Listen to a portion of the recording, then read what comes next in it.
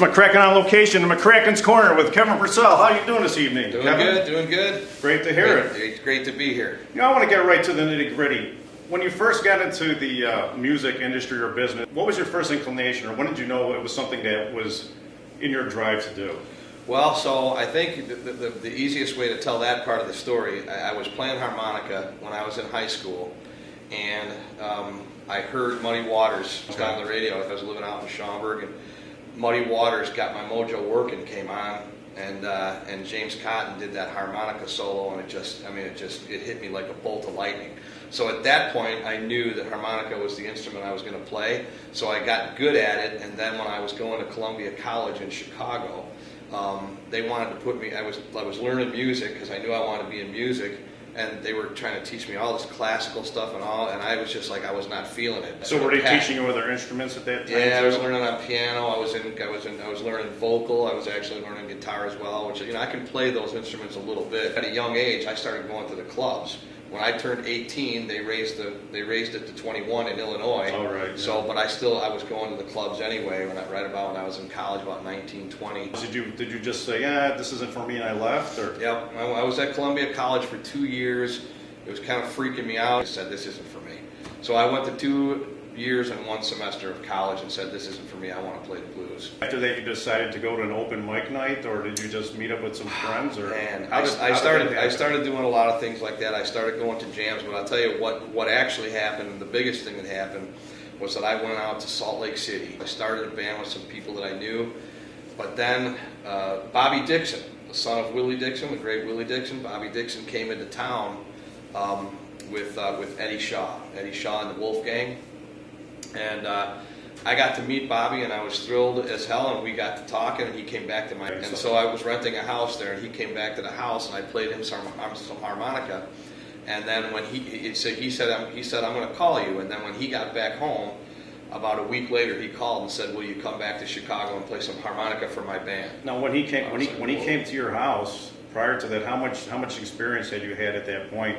From the time you left college to you met this gentleman to play for him? Pretty much zero. I started playing with some pretty cool cats in Salt Lake City, and that was it. I mean, I was even playing keyboards in that band because I was not a very good harmonica player, but I played some harmonica, I did some singing, and I played the keyboards.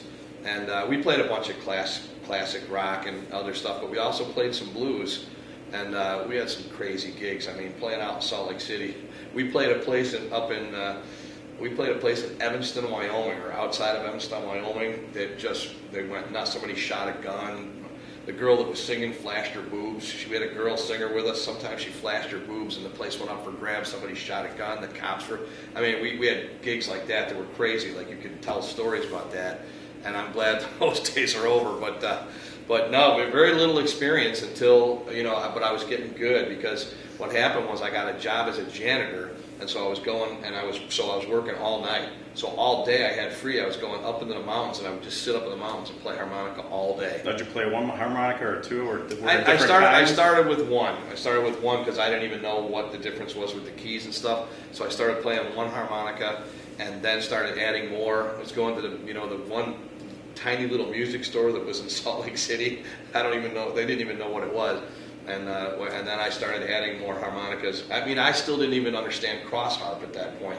I just knew that with the sounds I was getting out of the thing they were really stuck. I was starting to not sound like Bob Dylan, I was starting to sound like I was like really had control over the notes and stuff. That's a good thing. Bob Dylan, hey, I love the guy, but for playing the blues, you couldn't play. I mean, you know what? That is the thing. There's a little bit of a stigma there because when you're a beginning harmonica player, you play a lot like Bob Dylan. You're just all over the place. You're playing on everybody's stuff, and it happens a lot. So I learned to get over that, and I had a great time playing with Bobby Dixon. I got to meet his dad many times. I got to meet all those guys. I met so many guys. I met Pine Top Purcell. Now, did you play on stage with him, or? No, I never got a chance to play on stage with him, but I did. I played on stage many times with Coco Taylor. I played on stage with James Cotton at his place called the Cotton Club, and I did get a chance to play with a lot of different cats. Muddy Waters died in like 1980 something.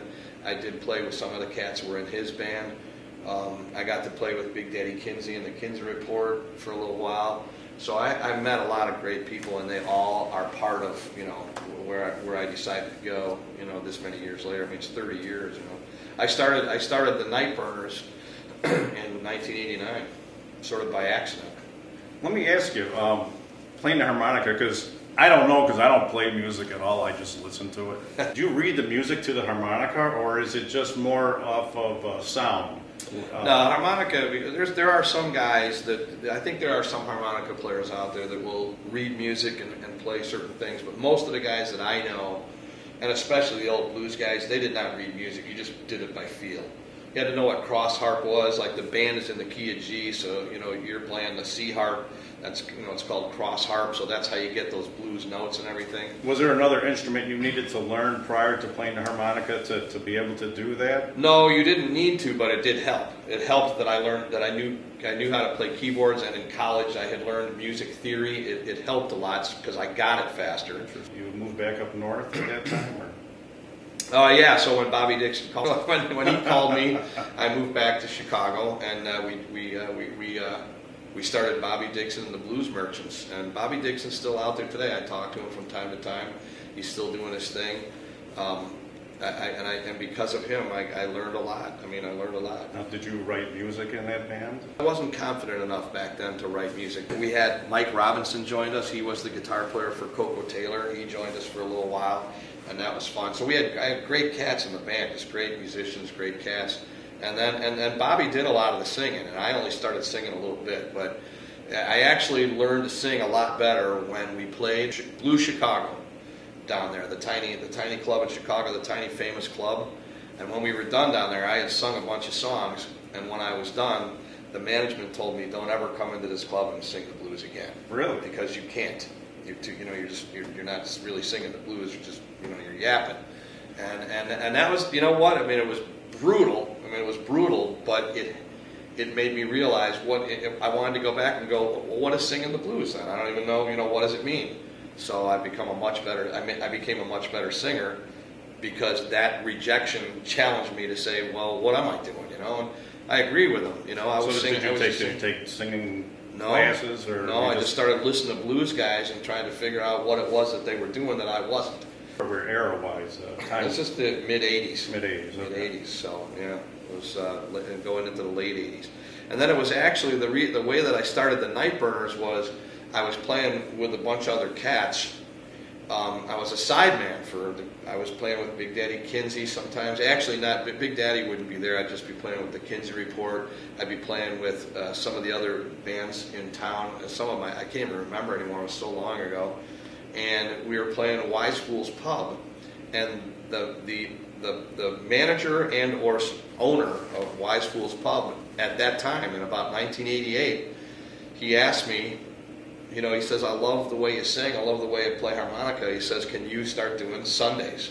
And I, at that age, I was 20 something, and I was like, "Oh my God, hell yeah!" So I put together a band, and we started playing Sundays at the Wise Fool's Pub, and we became popular so fast that we made our first album in 1989. Did you write that? I wrote all the songs on that one. Yeah. What was the most popular song on that album? Do you remember? I wrote a song called "Get Me Some Money." That was probably the most popular song from that album. It's just a good old Chicago shuffle.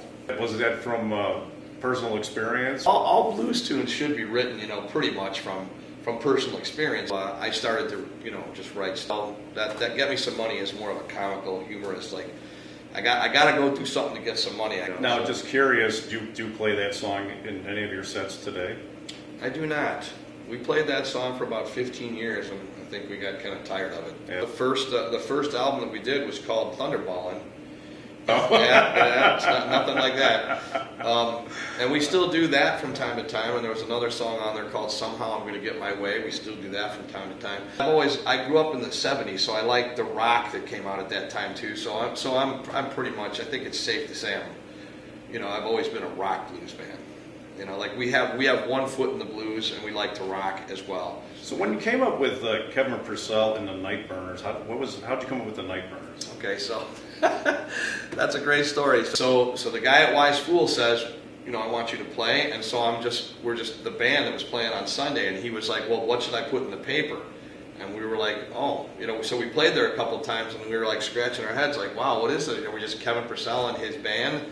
And I was like, yeah, I don't want to be Kevin Purcell. I didn't have that kind of ego, and I still don't. So we went into the thinking room, and we were like, we got to figure out a name. So we just started writing down everything we could write down, and we couldn't come up with a name. But Nightburners was one of the ones that was on there. And the third or fourth gig, the guy was like, I got to put something in the paper about who's playing here, so I need a name. And we were like, all right, I guess it's going to be for now. It's going to be the Nightburners until we think of something else. That was 30 years ago. So we're still trying to think of something else. That kind of stuck. It did. Very nice. And that's why. And eventually, after I had been playing for a while, and we started to get a name, and I started playing with some of these guys, and we just started getting well known. My guys were really the ones that talked me into calling it Kevin Purcell and the Nightburners because I had a name. So you started originally just Nightburners. We were just the Nightburners. Nightburners, gotcha. Yeah. So after when we made our first album, by the end of the time that it took to make that first album, the guys had convinced me, your name is like relatively well known in Chicago, so it's the brand, but it makes a lot of sense because people do know me, because we're good. We are. You guys burn up the night. We burn up the night. We definitely burn up the night. I had a fiddle, sing your show a couple years back. I can't remember where it was at, but you were playing the harmonica, he was playing the fiddle, and you guys were going back and forth, and it was a crazy jam. I didn't know this until I had the fiddle in the band. They're one of the two most crying instruments. The harmonica could cry, and the fiddle can cry. When blues got electrified, they really couldn't figure out how to electrify the fiddle. It was hard to put a mic on a fiddle and just stand there and play. And once everything got electrified, the fiddle got lost back there. Oh, We've got a great lineup now. Vic Perino is an amazing rock blues guitar player. We have a guy named Jay Cornick that plays slide. So we still have the same lineup. We got the keyboards, the bass, Tony Wood on bass, Pete Cruz on drums, Bill LeClaire on keyboards. Our players are Jay Cornick and Vic Perino. And those guys are, they just round it out. So when you got into singing, when you started singing more, and then you started singing your songs, and Kevin Purcell and the Nightburners, you've got a very powerhouse voice. When did you know? When did you know that you had that voice? Eric Clapton, I love the guy, but I don't want to sing all soft like Eric Clapton. I want to sing with with all my guts. Being able to play with Coco Taylor, who could just belt it. Oh my God, she'd send chills up your spine. If she couldn't send chills up your spine, you're something wrong with you. How many different harmonicas do you have now? So usually when I'm at a show, I carry about 15. Really? But I have hundreds. Are they different manufacturers? Yeah, different manufacturers. There's different kinds. There's the jazz harmonicas that have the little knob on them, so you can get all kinds of notes. They make all kinds of crazy stuff. I have antique ones. I have collectors. How many do you generally play with a night you do a show? Probably not more than about 5 or 6. Because in a live show, you're gonna. A lot of blues stuff is going to be in the key of A or E. Those are two of just the big keys because they can play open strings and all kinds of little things like that. And then there's only like 3 or 4 more keys you're going to play in a night. Now does a harmonica, do they fail? Can those? Oh yeah. My harmonicas right now, I don't know. Now I've been told by other harmonica players that I play them too hard, but my harmonicas don't last more than about 5 or 6 gigs. Oh really? Yeah. Oh, so you got to turn them over. Yeah. And they're expensive. They're $40 a piece. So yeah. What actually happens to it? The reeds bend, and there's little reeds inside, and when they bend, they just go out of tune. What's your favorite song that you wrote that the Nightburners play? My favorite song is a song that we just wrote that nobody's heard yet. It's going to be on our next album. It's called Bringing Back the Blues. But as far as songs that we play live, I would say Moving In for the Kill. Even though I did make it on a list of 10 best harmonica players in Chicago from the Chicago Examiner. That's a pretty, I'll take it, but Chicago is full of great harmonica players. Well, you heard it from Kevin Purcell. That's right. The Nightburners aren't here, but you need to go see them. It's Kevin Purcell, and the Nightburners. It's Mccrackins on location. Kevin, thank you for the interview. Thank you very much. I appreciate it. Appreciate it. Go see them. Catch them on YouTube. Come on out. Mccrackins out.